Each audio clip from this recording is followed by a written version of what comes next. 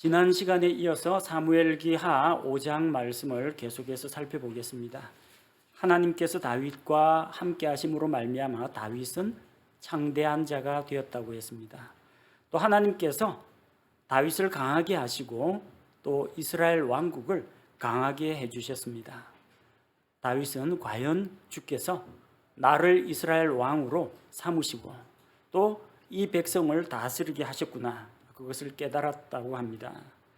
자, 오늘은 이제 거기에 이어지는 말씀인데, 다윗이 예루살렘을 정복하고 이제 예루살렘으로 와서 거기에서 또다시 아내들과 첩들을 더 취했다고 합니다. 이미 우리는 다윗에게 정실 부인, 정식 아내 미갈이 있다는 것을 알고 있습니다. 그리고 미갈 이외에도 사무엘기하 3장 2절에서 5절에 보니까 다윗이 헤브론에서 취한 그 아내들과 아들들이 있죠. 그때 아내들이 6명 있었습니다. 지금 아내가 7명인데 예루살렘에 와서 거기서 아내들과 첩들을 또 더 취했다고 합니다. 몇 명인지는 정확히 모르겠지만 현재 7명에서 아내들이니까 적어도 2 이상입니다. 첩들이면은 적어도 2 이상이라고 봐야 됩니다. 그러면 적어도 한 10명은 넘었을 것 같아요. 아마도 이제 다윗이 하나님 앞에서 참 인정받는 사람이고 백성들로부터 존경받는 사람이고 또 인품도 또 훌륭하고, 그러니까 아마 다윗을 흠모하고 따르는 여인들이 많았을 것 같습니다. 옛날에는 원래 하나님께서 만드신 결혼 제도는 한 남자와 한 여자의 결합입니다. 그래서 일부 일처 제도인데 왕들은 결혼을 통해서 자기 인맥을 넓히고 또 자기 세력을 만들기도 했습니다.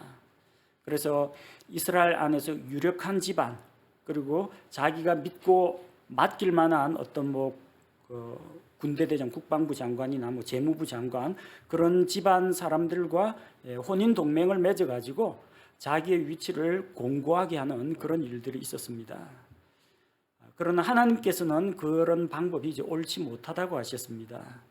신명기 17장 17절 하나님께서 주신 말씀에 의하면 이스라엘의 왕이 된 자는 조심해야 될 게 있다고 했죠. 자기를 위해서 은금 재물을 많이 쌓아두지 말라고 했고요. 그 다음에 말을 구하려고 이집트로 사람들을 보내서 말들을 많이 가져오지 말라. 그 전쟁하는데 전쟁하면 결국은 백성들만 피해를 입습니다. 그리고 또 왕이 된 자는 아내를 많이 두지 말라고 했습니다. 나중에 아내들로 인해서 그의 마음이 미혹될 수 있기 때문입니다. 그런데 다윗은 여러 아내들, 여러 첩들을 두었다고 기록이 되어 있습니다.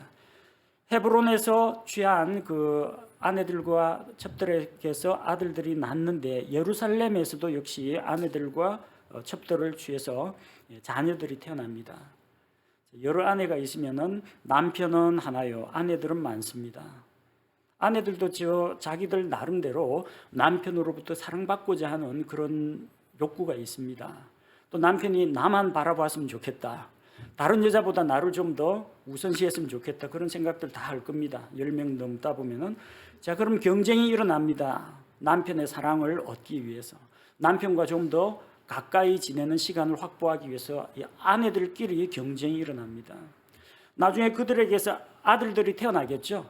다음 왕위에 누가 오를 것인가, 형제들 사이에서 경쟁이 벌어집니다. 한 어머니 밑에서 태어난 아이들 같으면 형하고 동생하고 이게 위계서열이 있고 한 가족이기 때문에 괜찮은데, 배다른 이 형제들 간에는 왕권을 두고 서로 경쟁하고 시기하고 미워하고 견제하고 심지어 죽이는 일까지 일어난다는 겁니다. 그래서 다윗의 그 집안도 그다지 평탄하지는 못했습니다. 솔로몬은 말할 것도 없고요. 자, 예루살렘에서 태어난 다윗의 아들들 14절에 보니까 삼무아와 소밥과 나단과 솔로몬을 소개하고 있습니다. 자, 여기 우리가 주목해야 할 이름은 나단과 솔로몬입니다. 이 나단은 다윗의 죄를 책망한 대언자 나단이 아니고요, 다윗의 아들 나단입니다. 나단과 솔로몬. 마태복음 1장 6절에 보면은 예수님의 그 계보가 다윗 솔로몬을 통해서 이어집니다. 북의 계보를 볼 수가 있고요. 누가복음 3장 31절 보면은 예수님의 어머니 마리아 쪽으로 해서 쭉 올라가는 계보가 있어요. 그 올라가면은 나단 다윗으로 올라갑니다. 솔로몬도 다윗의 아들이고 나단도 다윗의 아들입니다. 부계로 봐도 다윗의 자손이요, 모계로 봐도 다윗의 자손입니다. 그래서 예수님을 가리켜서 다윗의 자손이시여 나를 불쌍히 여기소서, 내게 긍휼을 베푸소서, 사람들이 그렇게 이야기했는데 아버지 쪽으로도 다윗의 자손, 어머니 쪽으로도 다윗의 자손이십니다. 15절과 16절에는 우리에겐 조금 익숙지 않은 이름들이 있습니다. 다윗의 아들들, 예루살렘에서 낳은 아들들 이팔과 엘리수아와 네벡과 야비아가 있었고 16절에 엘리사마와 엘리아다와 엘리발렛이 있었다고 합니다. 성경에 특별한 어떤 사건을 일으키거나 또 성경에 이 인물에 대해서 구체적으로 어떤 묘사를 한 것이 없기 때문에 이 사람들이 어떠한 사람들이었는지 우리는 잘 알 수는 없습니다. 그러나 우리가 지난 시간에 사무엘기 하 3장에서 본 그 다윗의 그 아들들과 오늘 14절에서 보는 나단과 솔로몬에 대해서는 우리가 이 이름들을 기억해 둘 필요가 있습니다. 하나님께서 다윗을 창대하게 하셨고 또 이스라엘 왕국을 강하게 해주셨습니다. 이스라엘 왕국을 주변 다른 왕국들보다 더 높여주셨습니다. 그것은 하나님께서 영광을 받으시기 위함이요, 또한 하나님께서 약속하신 메시아 예수 그리스도를 보내는 그 통로가 되는 것이 다윗의 가문이기 때문입니다. 그런데 좋은 일이 있으면은 꼭 나쁜 일도 같이 일어납니다. 하나님께서 역사할 때는 그 주변에 마귀도 열심히 자기 일을 한다는 겁니다. 하나님은 다윗을 창대하게 하고 이스라엘 왕국을 부강하게 하는 데 관심이 있습니다. 그러나 하나님의 사역을 방해하는 마귀는 하나님을 믿지 않는 이방인들, 블레셋 사람들을 시켜가지고 이스라엘 왕국을 공격하고 하나님의 백성을 대적하도록 합니다. 그들은 하나님의 백성을 미워하고 견제하고 그들이 더 성장하고 번창하지 못하도록 방해하는 일을 했습니다. 17절에 보니까 그러나 그들이 다윗에게 기름을 부어 이스라엘을 다스릴 왕으로 삼았다는 것을 블레셋 사람들이 듣고는, 다윗이 이스라엘의 왕이 되었다고 하니까 축하하는 사람도 있고요, 두로 왕 히람과 같이 축하하고 왕궁을 지어주겠다 그런 사람도 있는데, 반대로 조금만 더 왕국의 깃털이 잡히면은 우리에게 위협이 되겠다 생각해서 미리 견제하는 민족도 있다는 겁니다. 블레셋 사람들이 이 소식을 듣고 다윗이 왕이 되었다는 소식을 듣고 다윗을 찾으러 올라오매, 왜 올라온다고 하느냐면요, 블레셋 사람들은 지중해와 팔레스틴 그 해안선 끼고 있는 해안 평야지대에 있어요. 블레셋 사람들은 거기에서 스펠라라고 하는 구릉지대에 이쪽 올라온 다음에 조금 골짜기로 내려간 다음에 급경사로 올라와야 됩니다. 예루살렘 해발 고도 760m, 800m 되는 데까지 올라와야 됩니다. 그래서 다윗을 잡으러 그들이 올라왔습니다. 다윗이 그것을 듣고는 요새로 내려가서 그들과 맞상대를 하게 됩니다. 이 블레셋 사람들은 이스라엘 왕국이 체계적으로 정비가 되고 또 병사들이 훈련되고 또 위계 질서가 잡히고 왕국이 안정되기 전에 한번 흔들어 보겠다는 겁니다. 그래서 18절에 보니까 블레셋 사람들이 와서 르바임 골짜기에 퍼지니라. 르바임이라는 것은 이제 거인이라는 뜻입니다. 거인이라는 뜻인데 르바임 골짜기 하면 거인들의 골짜기라는 뜻이에요. 왜 이런 이름이 붙었을까요? 옛날에는 아마 이 가나안 땅에 거인들이 살았던 모양입니다. 그래서 그런 이름이 붙었는데 위치는 예루살렘에서 남서쪽으로 내려가면 있습니다. 유다 지파와 베냐민 지파의 그 경계쯤에 있습니다. 그리고 다윗의 고향인 베들레헴하고도 가까운 곳입니다. 다윗이 베들레헴에서 자랐기 때문에 아마 요 일대에 지리는 잘 알고 있을 겁니다. 자, 자기가 잘 알고 있는 지형이고 옛날에 블레셋 사람들하고 같이 살아본 적도 있기 때문에 그들의 병력이나 무기나 편제도 잘 압니다. 또 옛날에 블레셋 군대하고 맞서가지고 골리앗을 쓰러뜨린 경험도 있습니다. 그런데 다윗은 이 전쟁에 나가면서 자기의 경험을 의지하지 않습니다. 자기가 옛날에 사용했던 전략, 전술, 병법 의지하지 않습니다. 내가 블레셋에 대해서 알고 있는 지식도 사용하지 않습니다. 다윗은 가장 먼저 무엇을 합니까? 19절에 보니까 다윗이 주께 여쭈어 이르되, 하나님께 여쭈어 봅니다. 이 말은 그가 하나님께 기도했다는 이야기입니다. 블레셋 사람들이 쳐들어왔다 하면은 정탐꾼을 보내가지고 숫자가 얼마인지, 위치는, 편제는, 장군은 누가 나왔는지 다 조사를 하고 우리 쪽 병력 숫자를 세고 그 다음에 또 이스라엘의 소집령을 내리고 할 일들이 많을 겁니다. 그러나 다윗은 주께 여쭈어 이르되, 제일 급한 게 하나님께 기도하는 데 우선순위를 맞췄습니다. 이전에 쫓겨다닐 때에도 마찬가지입니다. 쫓겨다닐 때 하나님, 사울이 저를 잡으러 내려오겠습니까? 내려올 거다. 만약 내려오면 이 도시 사람들이 나를 붙잡아서 사울에게 넘겨주겠습니까? 그들이 너를 넘겨줄 것이다. 알겠습니다. 다 도망갔습니다. 하나님께 항상 여쭈어보고 자기의 행동 방침을 결정했습니다. 이번에도 똑같아요. 이제 왕이 됐잖아요. 쫓기는 신세는 뭐 다급해서 그렇다 하더라도 이제는 왕이 되고 권세도 있고 밑에 부하들도 있고 병사들도 데리고 있습니다. 왕이 되었지만 여전히 하나님께 기도하는 것은 그의 삶이자 그의 인격이었습니다. 하나님께 먼저 여쭤봅니다. 제가 블레셋 사람들에게로 올라갈까요? 싸우러 갈까요? 올라가라. 제가 가면은 주께서 그들을 제 손에 붙여주시겠습니까? 내가 반드시 그들을 내 손에 넘겨주리라. 하나님께 기도하고 여쭈니까 하나님이 지시해 주십니다. 하나님 앞에서 승리에 대한 보장을 받으려고 여쭤봤더니 반드시 이기게 해주겠다고 약속하셨습니다. 다윗은 이처럼 크고 작은 일에 하나님을 의지하는 것이 습관이 되어 있었다는 것을 알 수가 있습니다. 하나님께 기도하고 하나님의 뜻을 구했습니다. 이것은 하루 이틀 연습해가지고 되는 일은 아닙니다. 기도는 우리 삶 가운데에서 우리가 시간을 정하고 장소를 정하고 결심을 하고 하더라도 지켜내기가 참 힘들어요.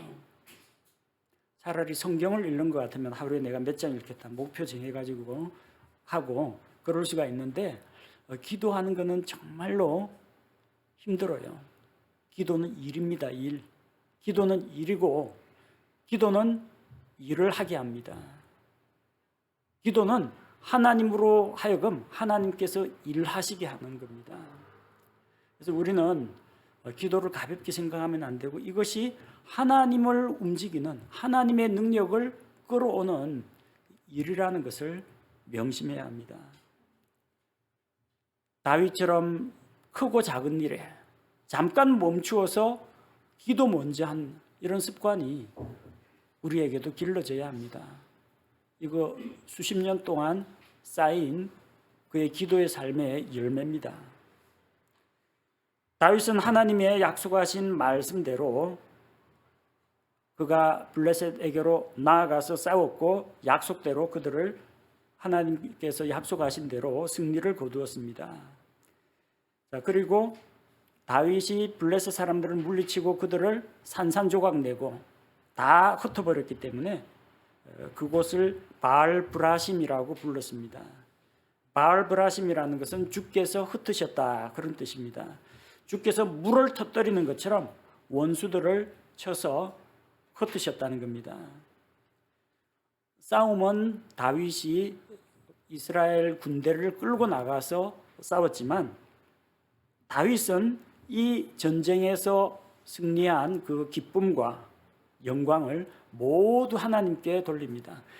내가 왔노라 보았노라 이겼노라 이게 아니라 주께서 흩으셨다는 겁니다. 하나님께서 싸우셨고 하나님께서 우리에게 승리를 주셨다는 겁니다. 주어가 내가 아니고 주께서 하셨다는 겁니다. 주께서 나를 강하게 하셨다. 주께서 이스라엘 왕국을 높이셨다. 주께서 대적들을 파하셨다. 하나님께서 하셨다. 모든 공로와 영광은 하나님께 돌리는 그 다윗의 마음을 볼 수가 있습니다. 21절에 보니까 블레셋 사람들은 전쟁을 할 때 우상들을 가지고 다녔다는 것을 알 수가 있습니다.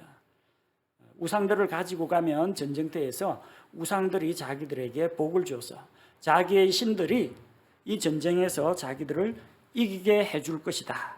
그렇게 생각하고 우상들을 가지고 왔습니다. 그러나 우상들은 아무것도 아닙니다. 그는 사람들이나 가축들이 무겁게 메고 다니는 짐에 불과합니다. 그것이 나무로 만들었던 돌로 만들었던 아니면 굴이나 철이나 은이나 금으로 만들었다고 할지라도 움직일 수 없고 말할 수 없고 생각할 수가 없는 아무것도 할 수 없는 무능한 그냥 형상에 불과합니다. 다윗과 그의 부하들이 블레셋 사람들이 버린 그 우상들을 모아서 불태웠습니다. 우상들 가운데에는 뭐 나무로 만든 우상들도 있을 텐데 그 가운데는 보통 이제 자기들의 신들을 높이기 위해 가지고 귀금속으로 많이 만듭니다. 불상 같은 것도 좀 큰 절에 가면 금으로 만든 금불상이 있지 않습니까? 금박을 입히는 블레셋 사람들의 우상들 가운데에도 아마 은과 금으로 만든 것도 있을 겁니다. 그거 좀 녹여가지고 조금 돈으로 만들어 쓰면 안 되느냐? 이스라엘에서는 그 용납이 안 됩니다. 가증한 것, 부정한 것. 그래서 그것을 전부 다 아까워하지 않고 불에 태워버렸다는 겁니다. 자, 아무리 그 우상이 값비싼 금속으로 되어 있다고 할지라도 하나님 아닌 것을 하나님인 것처럼 섬기는 그 우상 숭배에 사용된 물건은 아까워하지 말고 버리는 게 가장 좋습니다. 그 다음에 22절 이하에 보니까 블레셋 사람들의 침략이 한 번에 그친 건 아닙니다. 또 침략했어요. 22절에 보니까 블레셋 사람들이 여전히 다시 올라와 르바임 골짜기의 포짐으로, 아까도 르바임 골짜기고 이번에도 르바임 골짜기입니다. 또 왔어요. 그러니까 아직까지 이스라엘 군대에 하나님을 두려워하는 마음이 없다는 것을 알 수가 있고, 아마 이번에는 지난번보다 좀 준비를 더 많이 해왔을 것 같아요. 지난번 그 병력보다 좀 더 많은 병력, 그래야 승산이 있지 않습니까? 그리고 아마 더 좋은 무기 이런 것들도 갖추었을 거라고 생각합니다. 자, 이번에는 어떻게 합니까? 23절에 다윗이 주께 여쭈니. 지난번에 한번 블레셋과 겨루어서 이긴 적이 있죠. 그러면 좀 마음이 우쭐해서 자만할 수도 있고, 이제 블레셋 왔냐? 좋아. 출정 준비해라. 나갈 만도 한데, 이번에도 다윗은 제일 먼저 뭐부터 합니까? 주께 여쭈니, 기도부터 합니다. 하나님께 이제 여쭤봅니다. 제가 어떻게 할까요? 블레셋 쳐들어왔다는데. 다윗이 왕이고 다윗이 군대의 우두머리지만 그는 모든 군대들의 주가 되시는 하나님께 먼저 여쭤봅니다. 하나님이 작전을 지시해 주십니다. 너는 올라가지 말고, 지난번에 올라가라고 했잖아요. 왜 이번에는 올라가지 말라고 하십니까? 끝까지 들어봐. 끝까지. 다윗이 하나님 앞에 저 블레셋과 싸우러 갈까요? 하는데 이번에는 올라가지 말라고 했어요. 그러니까 하나님의 작전이 매번 똑같은 건 아니라는 이야기예요. 제가 올라가서 싸울까요? 올라가라. 근데 이번에는 너는 올라가지 말고입니다. 그럼 올라가지 말라고 했으니까 어떻게 하면 돼요? 안 올라가면 됩니다. 그럼 어떻게 할까요? 하나님이 가르쳐 주십니다. 그들에게로 올라가지 말고 그들을 뒤로 돌아서 적을 우회해서 뽕나무 숲을 맞은편에서 그들을 습격하라. 뽕나무 숲을 맞은편에서 기습 공격을 하라고 작전을 일러주셨습니다. 그럼 언제쯤 공격 타이밍을 잡을 것인가? 24절에 뽕나무 숲을 꼭대기에서 누군가가 가는 소리를 듣거든 재빨리 움직이라. 그때 기습하라는 겁니다. 저 뽕나무가 있는데 뽕나무 숲이 있어요. 뽕나무 숲을 꼭대기에 그 뽕나무 숲을 꼭대기에 사람들이 기어 올라가 매달리기도 빠듯한데 거기서 누가 걸어 다닐 사람이 누가 있습니까? 그런데 하나님께서 말씀하셨습니다. 뽕나무 숲을 꼭대기에서 누군가가 가는 소리가 들리거든, 발자국 소리가 들리거든, 이것은 하나님께서 주시는 이제 공격 사인입니다. 그때 기습 공격을 하라고 했습니다. 그렇게 하면은 그때 주가 너보다 앞서 나가서 블레셋 사람들의 군대를 치리라 하시니라. 내가 너와 함께 하리라 정도가 아니고요, 내가 너희보다 앞서가서 블레셋을 치겠다. 하나님이 직접 참전하겠다는 의사를 밝히셨습니다. 이런 놀라운 도우심을 다윗이 힘입게 됩니다. 25절에 보니까 다윗이 주께서 자기에게 명령하신 대로 행하여 하나님의 말씀에 순종했습니다. 올라가지 마라. 뽕나무 숲을 우회해라. 뽕나무 숲을 꼭대기에서 사람이 걸어가는 소리가 들리거든 그때 바로 기습을 하라. 하나님이 주신 그 말씀대로 부하들에게 다 일러주고 작전대로 움직였는데 과연 구체적인 그 전쟁 장면은 묘사가 안 됐지만 하나님께서 앞장서서 블레셋 군대를 치셨을 겁니다. 그리고 그 나머지 도망가는 적들은 이스라엘 군대가 뒤따라가면서 추격 선멸전을 벌인 것을 볼 수가 있습니다. 그래서 게바에서부터 내가 게셀에 이르기까지 블레셋 사람들을 치니라. 게바에서 게셀에 이르기까지 블레셋 사람들을 쳤다는 겁니다. 그런데 그 가운데에 내가라고 되어 있죠. 이것은 독자, 이 성경을 읽는 독자 혹은 이 성경 말씀을 낭독할 때 듣는 청자 누구 계세요? 그 이스라엘 백성, 그들의 입장에서 이제 서술을 한 겁니다. 그들의 입장에서 너희들이 그 게바에서 게셀 갈 때 그 길 있지, 내가 게셀에 가는 그 길에 이를 때까지, 이런 식으로 설명한 겁니다. 그 주변을 다녀본 이스라엘 사람들은 이게 자기들이 게바에서부터 출발해가지고 게셀 가는 길 머릿속으로 떠올립니다. 그래서 위치와 방향을 듣고서 자기들 입장에서 이해할 수 있도록 하나님께서 이렇게 묘사하신 겁니다. 자, 이런 표현들이 성경에 곳곳에 나오고 있습니다. 출애굽기에도 이 비슷한 표현들이 나오는데 내가 어디로 향할 때 가는 바로 수르강이야, 뭐 이런 식으로 묘사하는 방식입니다. 왕국이 세워지고 안정되어 가는데 반드시 좋은 일만 있는 것은 아닙니다. 때로는 이 왕국이 세워지는 것을 시기하는 자들도 있다는 것을 우리가 기억할 필요가 있습니다. 자, 오늘 우리가 읽은 말씀을 통해서 몇 가지 짚어보도록 하겠습니다. 하나님께서는 한 남자와 한 여자가 만나서 둘이 한 육체가 되어서 가정을 이루라고 하셨습니다. 결혼은 한 남자와 한 여자의 결합입니다. 근데 사람들은 자기 이해관계에 따라서, 부자는 자기의 육신의 정욕에 따라서 이쁜 여자들을 골라가지고 여러 아내를 첩을 거느리기도 하고, 권력자들은 자기 세력을 넓히기 위해서 좀 영향력 있는 집안의 사람들과 혼인 동맹을 맺어가지고 여러 아내들을 둡니다. 그러나 여러 아내들을 둔 집안치고 잘된 집은 거의 없습니다. 야곱을 보십시오. 아내가 4명이고 아들이 12명입니다. 아내들끼리 자식 낳기 경쟁하고, 또 게다가 아들들끼리 서로 간에 편가르기 하고, 또 아들을 자기 배다른 형제라고 노예로 팔아버리기도 하고, 그런 일들이 일어납니다. 이삭처럼 리브가 한 사람만 딱 보고 살면 집안이 조용합니다. 사건 사고가 별로 없어요. 조용하게 지낼 수가 있습니다. 다윗도 그 아들들 사이에서 죽고 죽이고 미워하고 경쟁하는 그런 일들이 일어났고요. 솔로몬 역시 마찬가지입니다. 많은 아내들이, 나중에 이방인 아내들이 솔로몬의 마음을 미혹해서 그를 우상숭배에, 죄에 빠뜨렸습니다. 자, 가정이 여러 아내를 둔 집안 가정이 평탄하지 못했던 이유는 그 아내들의 다툼, 시기, 경쟁 때문이요. 배다른 자녀들끼리 서로 간에 다투고 갈등을 일으키기 때문입니다. 그래서 하나님께서 세우신 최초의 가정, 아담과 이브의 가정과 같이 한 남자와 한 여자의 결합으로 이루어진 가정이 가장 좋은 가정입니다. 사무엘기 읽다 보면 자주 이스라엘을 침략한 민족이 이제 블레셋 민족입니다. 이스라엘과 그만큼 가까운 곳에 위치해 있었고요. 지금도 이제 블레셋과 이스라엘 사이의 갈등은 끝나지 않았습니다.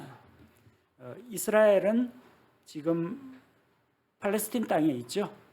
그 땅이 이제 팔레스틴이라고 불리는데 필리스티나 블레셋이라는 이름에서 나온 겁니다.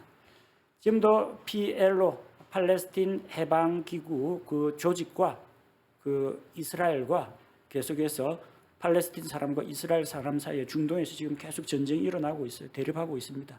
폭탄 테러도 일어나고 총기 난사 사건도 일어납니다.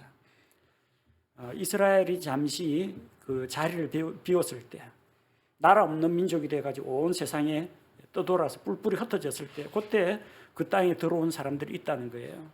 나중에 제2의 엑소도스에서 전부 팔레스틴 땅으로 이스라엘이 돌아왔는데 돌아와 보니까 다른 민족들 시리아도 요르단도 아래쪽에 이집트도 있고 팔레스틴 피에로 팔레스틴 해방기구도 있고 이런 사람들 때문에 계속해서 갈등을 일으킵니다. 이스라엘 백성이 그 땅에서 가나안 땅을 정복하면서 깨끗하게 정리를 했었더라면 여호수아가 이끄는 그 군대가 이방 민족들을 남겨두지 말고 하나님 말씀대로 다 내쫓고 물리치고 그들에게 조공을 받지도 말고 그들과 혼인 동맹을 맺지도 말고 그냥 단호한 입장을 취했더라면 아마도 이런 이방 민족으로부터 침략을 당하거나 괴롭힘을 당하는 일이 없었을 겁니다. 그걸 그대로 내버려 두니까 처음에는 뭐 이 정도쯤이야 우리가 언제든 제압할 수 있다 내버려 두니까 나중에 그들이 성장해서 이스라엘 백성의 옆구리에 가시와 올무가 되었던 것입니다. 오늘 또 특별히 우리가 살펴본 것처럼 다윗의 기도 생활을 본받고자 합니다. 다윗은 자기가 잘 알고 있는 거, 이미 경험이 있는 거, 몇 번 해본 적이 있는 그런 전쟁도 제일 먼저 하나님께 주께 여쭈어 아뢰고 기도하는 그런 모습을 우리가 본받아야 되겠습니다. 크고 작은 일에 그는 하나님께 기도했고 하나님께서는 구체적으로 그에게 응답을 주신 것을 봅니다. 우리가 하나님께 기도한다는 것은 무엇을 말합니까? 내 지식과 명철과 내 경험과 내 지혜를, 내 능력을 의지하지 않고 오로지 하나님만을 신뢰하겠다라는 우리의 믿음의 표현입니다. 그리고 하나님께서는 그 믿음에 대해서 기도 응답으로 우리에게 보상해 주실 것을 믿습니다. 우리 함께 기도하겠습니다. 하나님 아버지, 오늘 블레셋의 침략을 상대하여 또 승리를 거둔 다윗과 이스라엘 군대를 보게 됩니다. 다윗이 왕이 되고 왕국이 세워지려고 하지만 주변에는 언제나 시기하고 견제하는 이 이방 민족들, 사탄의 영향을 받는 이방 민족들이 있다는 것을 우리가 기억하게 하옵소서. 교회가 세워지고 하나님께서 교회를 성장시키고 부흥시키려고 하지만 그 옆에서는 또한 교회를 한번 흔들어 보려고 하는 악의 세력들도 항상 우리 주변에 있다는 것을 알고 다윗과 같이 크고 작은 일에 전쟁이나 또 의사결정을 내릴 때나 범사의 하나님 앞에 기도하는 그런 자세를 배우기를 원합니다. 믿음으로 구하고 하나님 앞에 나아갈 때 다윗과 같이 우리에게 하나님 응답하여 주시고 또 하나님께서 우리에게 보상을 주시기를 원합니다. 하나님 아버지, 이스라엘 백성이 다 진멸을 하지 않고 남겨두었던 이방 민족이 이따금씩 이스라엘 민족을 괴롭히는 것을 보게 됩니다. 우리가 다 멸하지 않고 다 끊지 못하고 남겨두었던 못된 죄의 습관이나 또 아직까지 끊지 못한 세상적인 인간관계가 우리의 믿음과 우리의 신앙을 흔들지 못하도록 우리가 하나님 앞에서 좀 더 담대하고 단호한 입장을 취하도록 우리에게 강한 마음을 주옵소서. 다윗의 집안이 많은 아내들과 여러 아들들로 인해서 또 분란이 일어난 것을 우리가 기억합니다. 하나님께서 주신 배우자와 또 가정, 하나님이 선물로 주신 자녀들을 우리가 언제나 감사히 여기고 소중하게 여기며 하나님 보시기에 아름다운 가정을 만들어가게 우리 교회 모든 성도들의 가정에 복을 주옵소서. 예수님의 이름으로 감사드리며 기도합니다. 아멘.